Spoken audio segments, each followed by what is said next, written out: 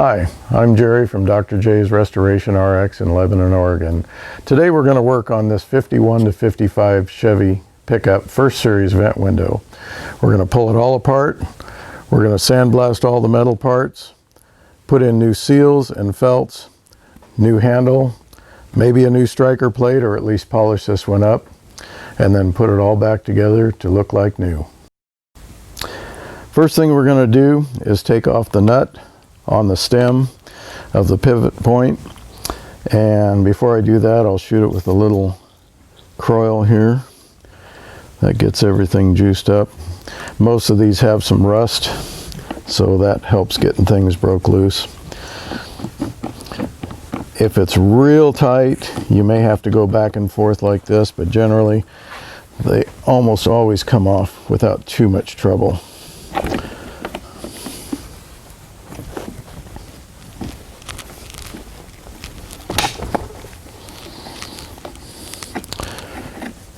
So that nut is off. I'll discard that because I'm going to put a new nut on it. Keep these in order if you think about it. It'll help you when you're reassembling. But the first thing on this particular one is a steel washer that's kind of has an oblong hole to fit the stem of this. So I'll throw that in for sandblasting. Next thing to come off is the spring. That goes to get sandblasting. The next thing that comes off is another steel washer.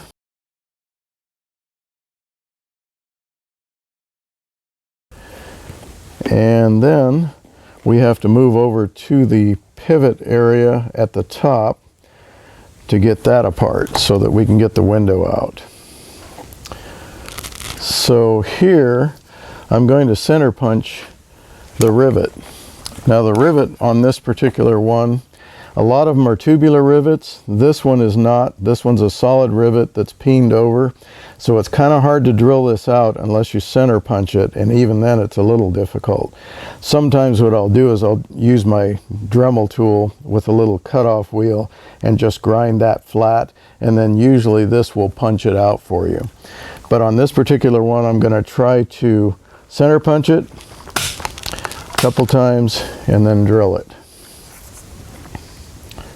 Get my glasses on so I can see what I'm doing.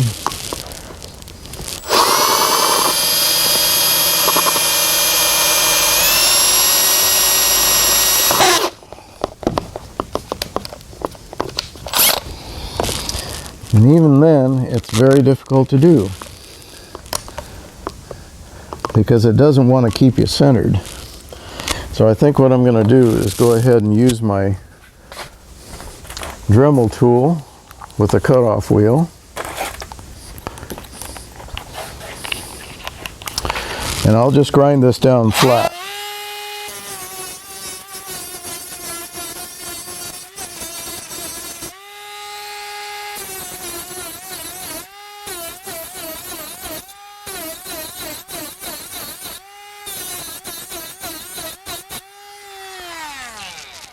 One thing you'll want to remember when you're grinding on metal like this next to glass is that it can pit the glass. So in this case, we're replacing all the glass in this truck, so I didn't have to worry about this glass. It's going to get tossed anyway. So now we've got this flat. You just try to find the center point. And these little things, you can get these at Harbor Freight. They're just a little center punch tool. They're spring loaded, and they're great for pulling out rivets like this. And basically I just find the center, or close to center, and just hit it a few times, and most of the time they will come loose on a few pops. This one's going to be stubborn because I'm filming.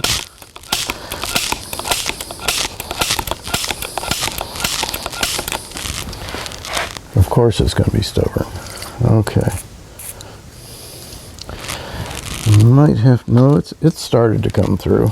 If I just keep going, it'll actually come out. This keeps you from trying to swing a hammer next to your vent window. There it goes. It's out. Now we've got to take this window out. And right in here, there are a couple more washers. There's a fiber washer on top and a metal washer on top of that. So what I'll do is try to get this to move, and a lot of times you have to give it a little help because usually they're rusted in place in this area.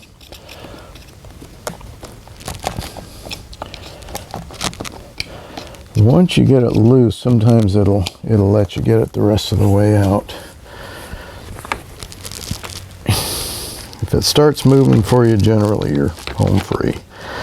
It looks like it's going to.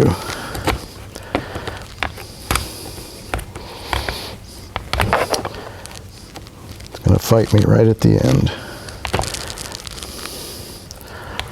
There it is. Okay, so there's a fiber washer that sits up against this bracket here. And then on top of that fiber washer is another one of these metal washers with the oblong hole. So that gets sandblasted. This goes into my little parts cup. Okay, the next thing we've got to do is we're going to, in this particular case, we've got a chromed striker plate. So I will have to get the rubber out before I can actually get to the rivets. There are two rivets holding in the striker plate that go up beyond the metal frame here. So in order to get to those, I need to get the rubber out. And this one's going to be a lot of fun because it's just going to have to get chipped out piece by piece. So I will do that and then we'll come back. If you're lucky, the rubber won't be so brittle that you'll be able to pull it right out of the frame. In this particular case, I'm sure this one has been there since 1952 and it's quite crispy. So I have to just kind of chunk it out of here at a piece at a time. So when it's this crispy, you can just take a screwdriver in, drive it in, and they'll actually break into sections, and then you can break them out one piece at a time. Like so.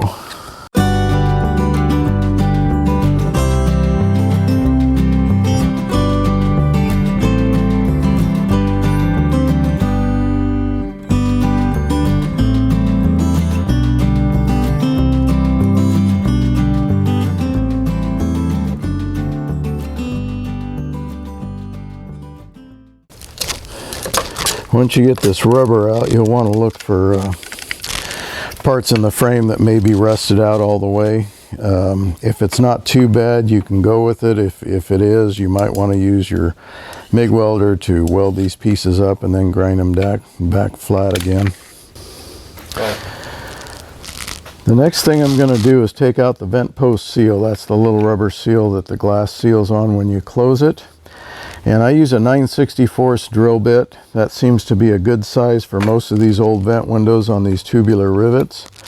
That's the size of tubular rivet I put back into them, so a 9/64 won't drill too big of a hole, but it will get the rivets out for you.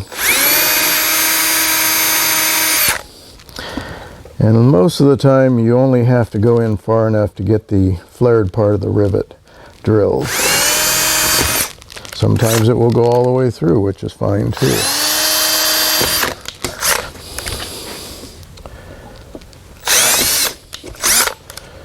So I drill all these out. And you definitely don't want to make the hole too big. Just get it in far enough to where that vent post seal will come out, and we'll discard that because we don't need that anymore. Next thing I want to do is take out this striker plate, and there are two rivets down inside here. You can see the flared ends. We will drill those two out, and then this whole striker plate will come out and it will look just like this.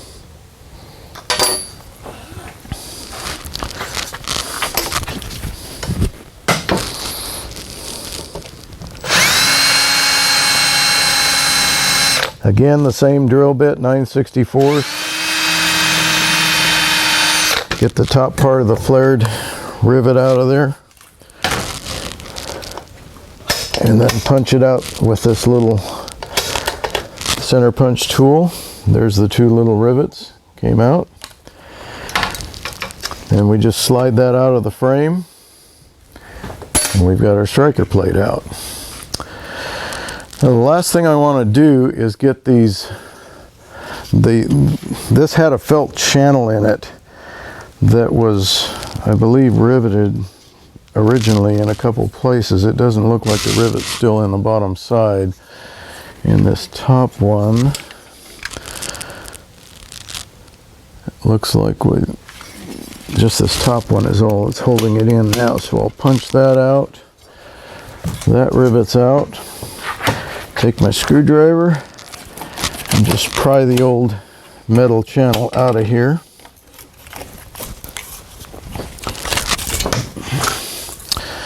And the filling station has new ones of these, part number CV-73. That'll put brand new ones in the channel for you. Now this little clip right here, generally speaking, you don't have to take that out.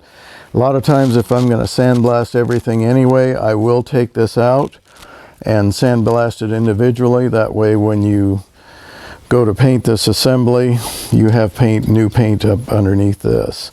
I don't usually take out these brackets here. I will just sandblast everything and paint over those. But this one I kind of like to pull out. I'm not sure why, but I do. So we'll do the same thing here. It's a little hard getting your drill in there.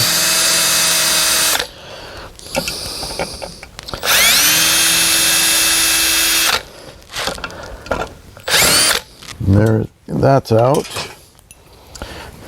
I'll punch these out with my little center punch tool.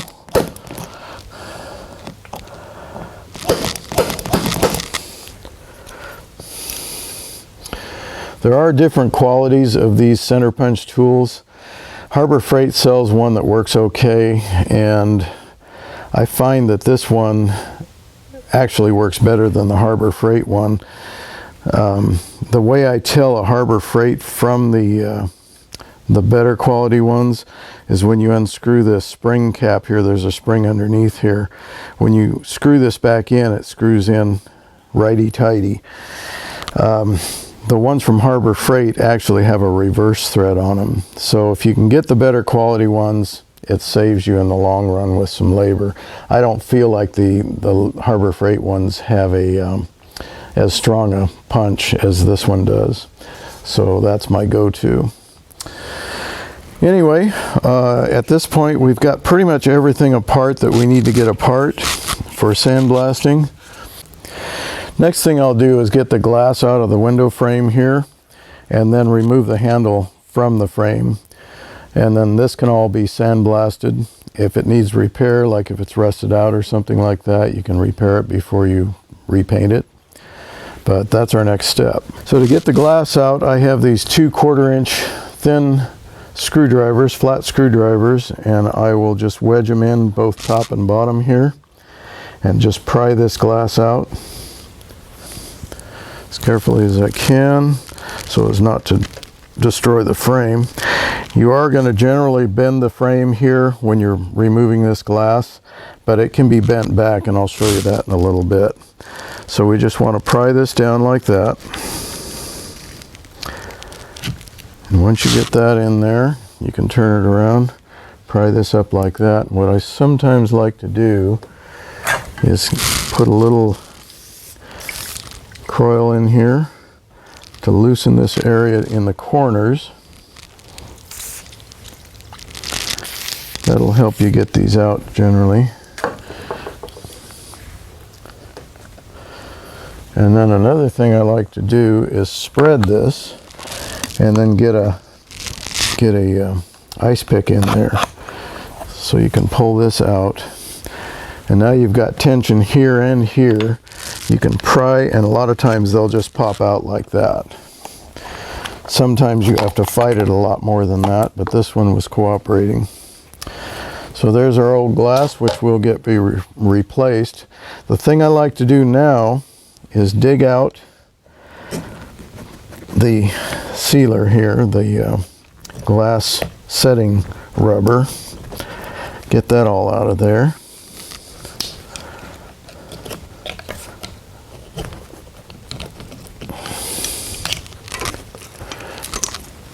And this is a lot of times where you're going to find a lot of your rust. And as you can see right now, I'm seeing quite a bit of rust down in there because water tends to get in there and set. So I'll go from this side, pry this out. Sometimes you'll find some putty in these areas where the little pivot clip is. Just scrape that out of there. And then get this stuff out.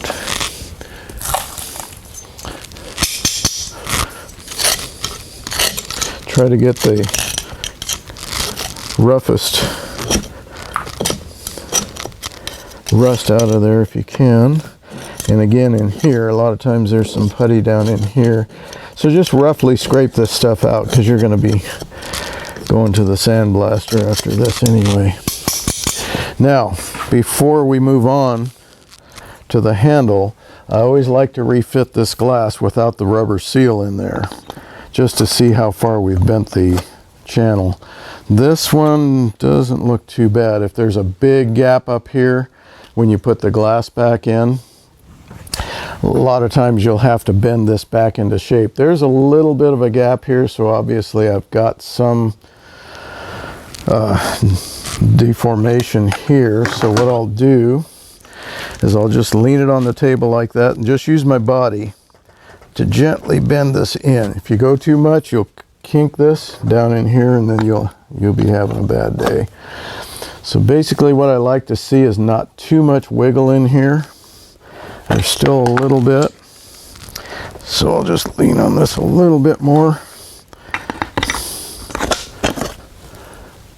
And what that does is that ensures you that when you put the new glass in next time, it will want to set in there properly. Whereas if you've got a big gap in here and this is all bent out of shape, you'll never get the thing to set in properly and seal. So this one looks good to me. The next thing I want to do is get the handle out of here. Now the handle's set in with a cross pin. You just got to find it. In this particular case, the cross pin is right there. So I'll take a little punch about the same diameter as your cross pin. Just hammer this out. And sometimes they don't want to cooperate, so you gotta just work them out. Once you get it moving, which this one is now, usually you can get it the rest of the way out. And there it is. So the pin's out. If you can get your handle moving at that point, sometimes you need to give it a little oil. If you can get your handle moving with a little oil in there, usually it'll come right off.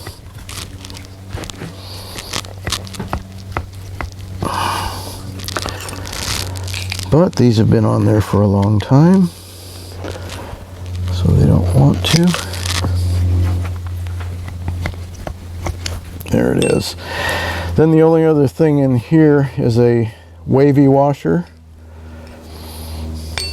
So you've got 3 pieces to this handle, which you get when you buy the new ones from the filling station. You will get all 3 pieces. And this piece is now ready to go to the sandblast cabinet. Optionally, you can take this clip out of the frame, and sometimes I like to do that if I'm taking the other clip off. I will go ahead and drill this out. Same drill bit.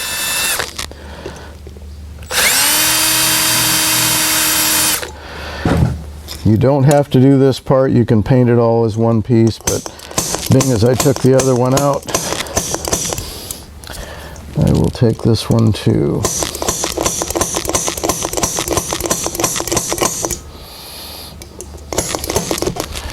Well, that one came out. This one's being stubborn. There's the clip. There's the rivet. So this just comes out like that. Make sure you mark these if you have to, so you know which one goes where, but generally speaking you can't reverse them because there's just one slot, and this pivot pin, or this pivot clip, always goes to the outside of the vent window. So we'll take that off, put that in our sandblast cage, our basket, and now this guy is ready to go. Now I've got everything painted. I use a product called Performance Commercial Coatings, and it's a really good paint. It's about $100 a gallon is what I pay for it. It comes with the gallon of paint plus a pint of the hardener, and if you spray it on right, it makes it look like a powder coating, which is really nice. But it is a paint. It's very durable, and it's the stuff I like to use pretty much all the time. So now what we got to do is put everything back together. So the first thing I'll do is spray some silicone on the rubber and then work it into this channel.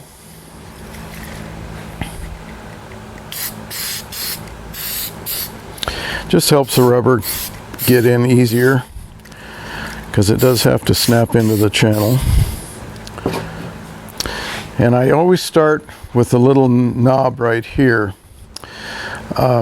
There's a hole in the frame up at the top, and that knob goes in through that hole. So what I like to do, because it's kind of hard to get it in there if you try to put this in first, I'll put this knob in first, get it in place, and then I'll squeeze this down into the frame.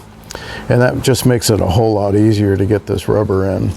So I will work this in till I see the knob come through, and there it is. And then the rest of it is just pushing it into the frame.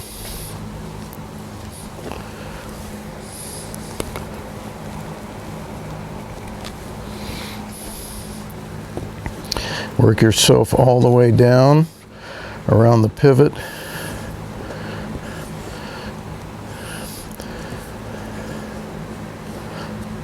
Into the corner.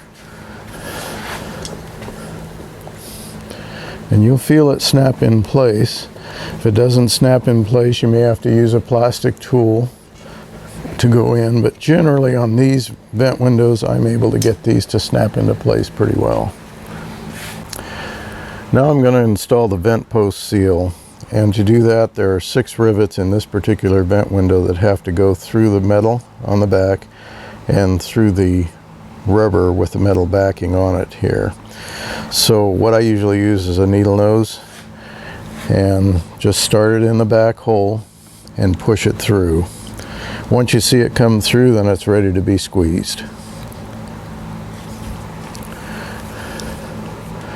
Now I'll go ahead and squeeze these rivets down with this tool. And I get a lot of questions about this particular squeezer tool, and I'll do a separate segment on that for you guys in case you want to buy one, but they're kind of expensive, but they really work good. They flare the rivets over really nice.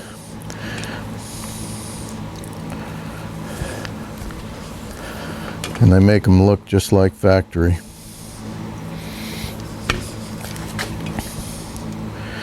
One of the things you want to make sure you do is get the proper size rivets. The filling station sells these rivets and a hand staking tool in a kit, but there are 2 different lengths of rivets in that kit, so you should have what you need to put these in. And that's all there is to getting the vent post seal installed. The next thing I'll do is work on the glass frame, get it ready to go in, and then we're ready to assemble the glass.